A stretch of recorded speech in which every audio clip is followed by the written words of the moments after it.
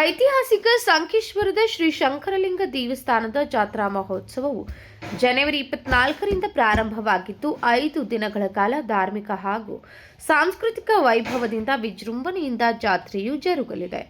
ಜನವರಿ 24ರಿಂದ ಉದಕ ಶಾಂತಿ ಅನ್ನಪೂರ್ಣೇಶ್ವರಿ ಕೋಟಿ ಪೂಜೆ ನಡೆಯಲಿದ್ದು, ದಿನಾಂಕ 25ರಂದು ರಥಪೂಜೆ, ದೇವತಾ ಪೂಜೆ, ಹೋಮ ಮತ್ತು ಬ್ರಹ್ಮ ಪೂಜೆ ಮಹಾ ನೈವೇದ್ಯ ನಡೆಯಲಿದೆ.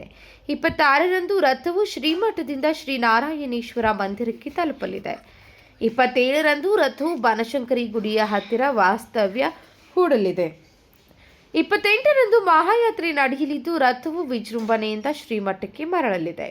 ಜಾತ್ರೆಗೆ ಕರ್ನಾಟಕ ಹಾಗೂ ಮಹಾರಾಷ್ಟ್ರ ಮತ್ತು ಗೋವಾ ರಾಜ್ಯಗಳಿಂದಲೂ ಭಕ್ತರು ಹೆಚ್ಚಿನ ಸಂಖ್ಯೆಯಲ್ಲಿ ಆಗಮಿಸುತ್ತಾರೆ. ಶ್ರೀಮಠದ ಸಚ್ಚಿದಾನಂದ ಅಭಿನವ ವಿದ್ಯಾ ನರಸಿಂಹ ಭಾರತಿ ಸ್ವಾಮೀಜಿ ಮಾತನಾಡಿ, ಶ್ರೀ ಶಂಕರಾಚಾರ್ಯರಿಂದ ಈ ಮಠವು ಸ್ಥಾಪಿತವಾಗಿದ್ದು ಶತಮಾನಗಳ ಇತಿಹಾಸವನ್ನು ಹೊಂದಿದೆ ಎಂದು ಹೇಳಿದರು. ಮುಂಜಾನೆ ಉದಕಂತಿ ಆಯಿತು. ಮತ್ತೆ 9 ಗಂಟೆಗೆ ಅನ್ನಪೂಜೆ ಪೂಜೆ ಆಗ್ತದೆ, ಗುಡಿ ಪೂಜೆ ಆಗ್ತದೆ. ನಾಳೆ 25 ಮುಂಜಾನೆ ರಥ ಪೂಜೆ ಆಗ್ತದೆ.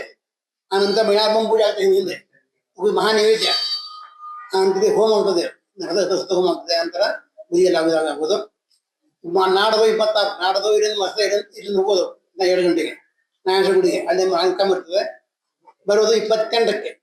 ಅದು ಬರಿ ಯಾತ್ರೆ. ಯಾತ್ರೆಯಲ್ಲಿ ಪ್ರತಿ ಪಲ್ಲಕ್ಕಿ ಉತ್ಸವ, ಪುಷ್ಪ, ಎಲ್ಲ ಆಗ್ತದೆ. Sachin Kamble, KMM news, Hukkeri.